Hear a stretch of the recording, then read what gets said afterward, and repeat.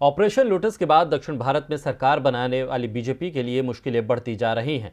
कुर्सी पर बैठने के बाद से ही येदियुरप्पा के खिलाफ बीजेपी के ही विधायक और मंत्री इतने नाराज हो गए कि पार्टी आलाकमान के दरबार में शिकायत करने के बाद अब राज्यपाल को चिट्ठी तक लिख दी है। यानी मुश्किल में है येदियुरप्पा की कुर्सी। कर्नाटक में सियासी शहमात का खेल जारी है। कांग्रेस जेडीएस गठबंधन के कुछ विधायकों के पलटी मारने के बाद तख्ता पलटकर बीजेपी सत्ता में आ गई। ऑपरेशन लोटस के तहत बीजेपी ने विधायकों को अपने पाले में किया और येदियुरप्पा ने शपथ ली। लेकिन जब से येदियुरप्पा ने राज्य की कमान संभाली तब से ही बीजेपी सरकार अंदरूनी खींचतान में फंसी हुई है।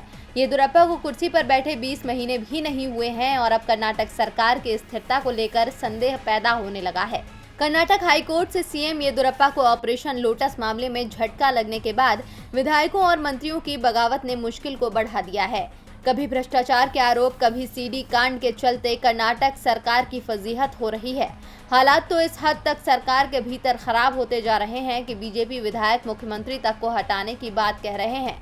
मंत्रिमंडल विस्तार के बाद से ही बीजेपी के विधायक येदियुरप्पा से नाराज हैं। हालांकि इसके बाद बीजेपी के आधा दर्जन विधायकों ने दिल्ली आकर पार्टी के शीर्ष नेतृत्व से मुलाकात की थी। उस समय तो उन्हें बीजेपी आलाकमान ने समझाकर वापस भेज दिया था, लेकिन अब एक बार फिर से सीएम के खिलाफ बगावती तेवर दिखाने लगे हैं। कुछ दिन पहले बीजेपी के कुछ विधायकों ने ये तक कह दिया कि उत्तराखंड में मुख्यमंत्री को बदलने के बाद अब अगला नंबर कर्नाटक के मुख्यमंत्री का है। वहीं अब मुख्यमंत्री बीएस येदियुरप्पा के खिलाफ कर्नाटक सरकार में मंत्री और बीजेपी नेता केएस ईश्वरप्पा ने बगावती बिगुल फूंक दिया है। ईश्वरप्पा ने मुख्यमंत्री येदियुरप्पा पर गंभीर आरोप लगाते हुए कहा कि वो उनके विभाग के कामकाज में दखल देते हैं। इसे लेकर मंत्री ने राज्यपाल और बीजेपी नेतृत्व से शिकायत भी की है।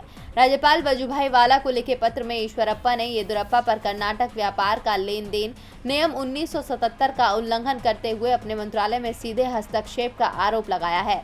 उनका कहना है कि मुख्यमंत्री ने उनके विभाग से बिना अनुमति लिए 774 करोड़ रुपए का आवंटन कर दिया। मुख्यमंत्री ने बेंगलुरु में एक जिले के लिए उनके विभाग से 65 करोड़ रुपए आवंटित किए और इस दौरान उन्होंने बाकी जिलों को नजरअंदाज किया।